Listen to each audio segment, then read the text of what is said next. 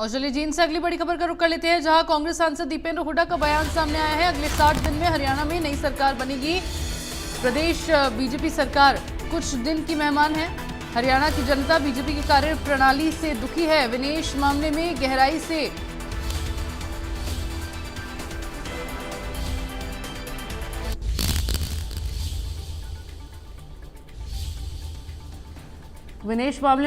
से जांच करनी चाहिए। दीपेंद्र हुड्डा की ओर से बयान सामने आया। जींद से बड़ी खबर आपको बता दें, जींद में कांग्रेस सांसद दीपेंद्र हुड्डा ने बीजेपी सरकार पर निशाना साधा।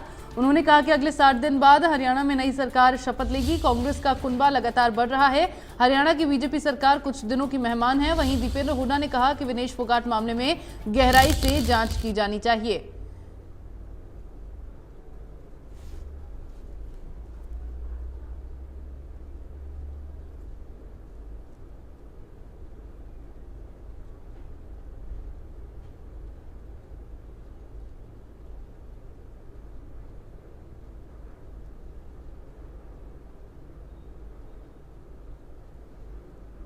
अगले 60 दिनों में हरियाणा में सरकार बनेगी नहीं, ये बयान दीपेंद्र हुड्डा की ओर से ये दावा उन्होंने किया है। कांग्रेस सांसद दीपेंद्र हुड्डा का ये बयान है।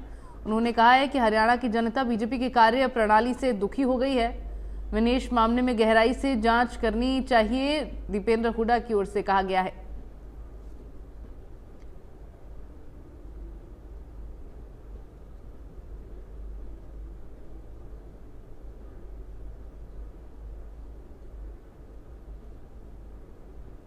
कांग्रेस मांगे हिसाब अभियान के तहत अलग अलग विधानसभा क्षेत्रों में दीपेंद्र हुड्डा की ओर से रैली की जा रही है और लगातार बयानबाजियों का दौर भी जारी है, चूंकि अब से कुछ ही वक्त में हरियाणा का विधानसभा चुनाव होने वाला है। तारीखों की घोषणा कब तक होती है ये देखना होगा चुनाव आयोग की ओर से।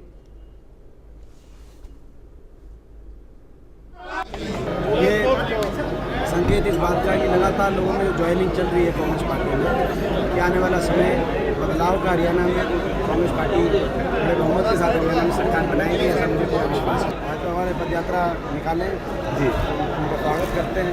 लोगों के बीच में तो आएंगे 10 साल के बाद जी, 10 साल तक तो वो अपने को आइसोलेट करके चंडीगढ़ में आइसोलेट सेट किया था अपने आप को।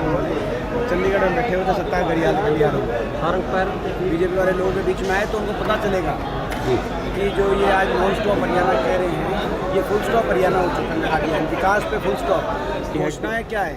अभी बेरोजगारी की घोषणा जो कल की गई है ये तो इनके घोषणा पत्र में था जी। 5 साल के बाद इलेक्शन के महीने में अब 1 महीना बचा है तो अपने घोषणा पत्र में डाल के आप अगले इलेक्शन में करवाओगे क्या जी? फिर तो उनको कह देना चाहिए था कि 2019 का घोषणा पत्र नहीं है, 2024 का घोषणा पत्र था, क्योंकि अब तो अगली सरकार ही करेगी। ये सरकार तो लागू करेगी नहीं इन स्कीमों को जी, इन घोषणाओं को। ये सरकार लागू करने का समय नहीं है। जनता से माफ़ी मांगे, बेरोजगारों से माफ़ी मांगे कि 5 साल तक अपने घोषणा पत्र को भूल गए थे जी। ये तो इनके घोषणा पत्र में था 3500।